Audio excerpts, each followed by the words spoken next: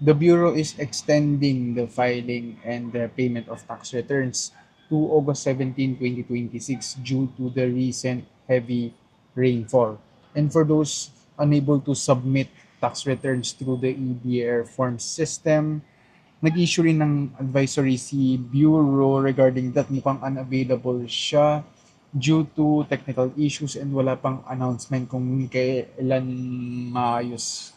So, pwede nyo ulit itry mag-file maybe later or tomorrow kahit yung bagong version na 7.9.6.1 ay hindi pa rin daw nakakapag-submit.